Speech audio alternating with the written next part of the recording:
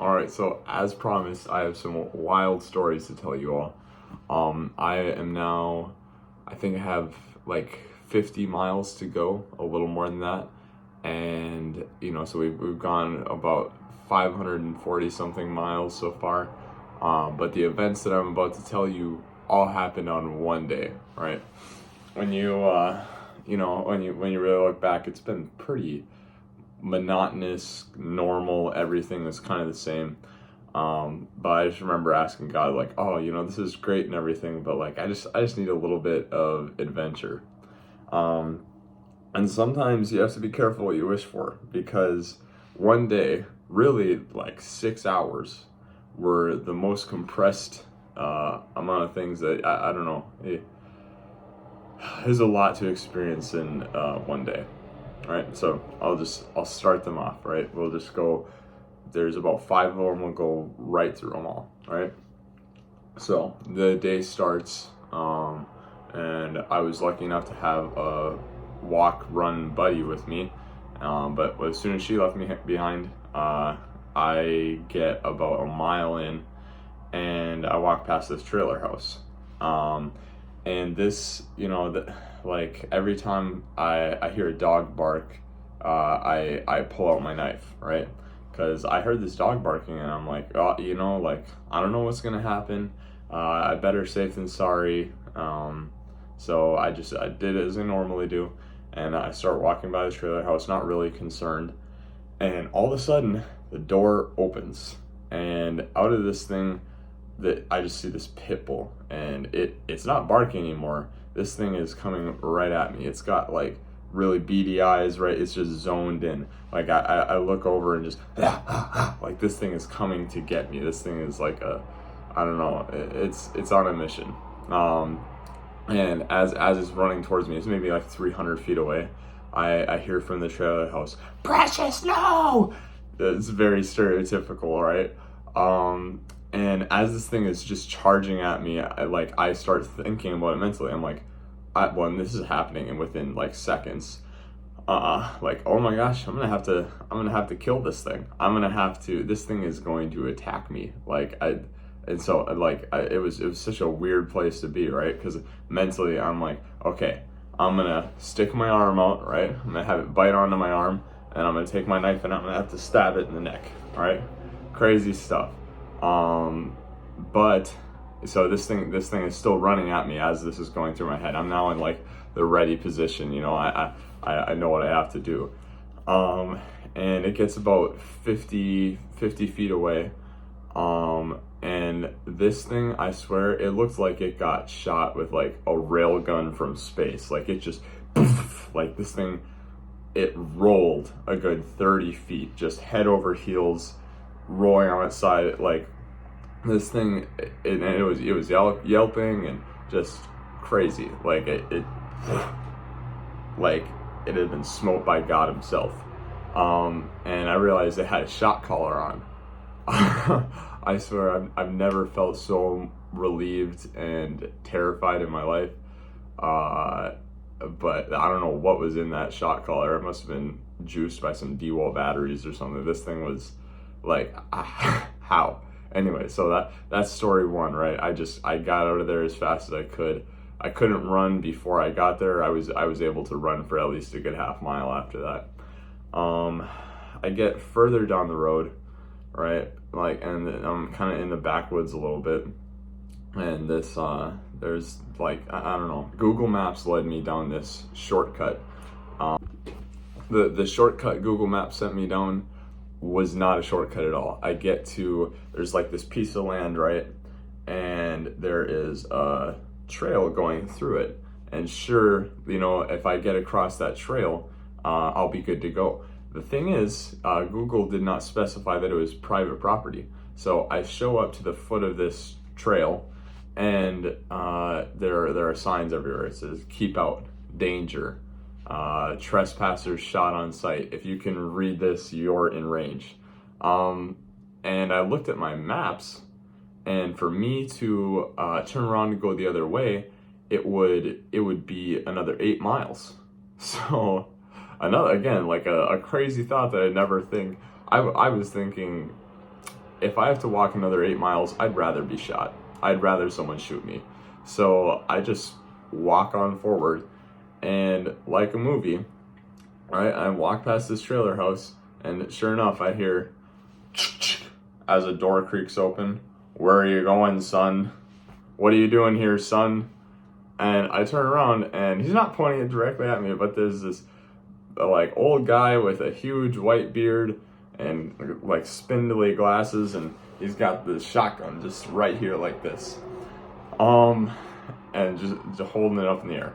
And like obviously I stammered, I didn't know what to say. I've never been held I'm held at gunpoint, right? I've never had someone threaten me with a gun before, like a real gun that I don't know even.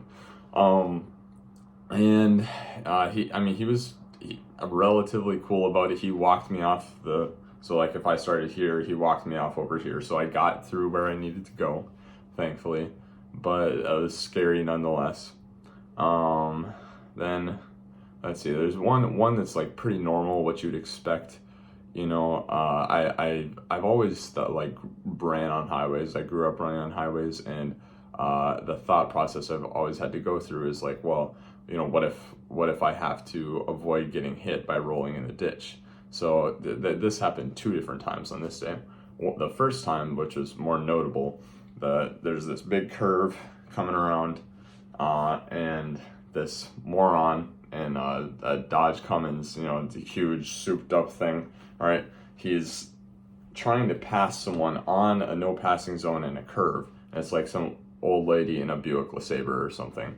And of course there's another car coming in the lane, but he, like the other lane, he doesn't see that. And so he gets about right here, and he starts edging the lady off the shoulder because he needs to get back in, because there's going to be a massive accident now because they're going like 65 miles an hour, head-on collision, right? And so everyone just starts kind of like moving around, and like cars are moving different ways and brakes are being hit. And sure enough, I'm on the shoulder, right? So I literally had to duck and cover, like roll down the side of the hill, a little bit of like, and I can't say for sure, right? But if I was standing on that shoulder, I probably would have been hit. So that was a crazy experience, probably the most like instantly exhilarating one. I get about 4 more miles down the road, and I'm kind of coming into Aitkin now.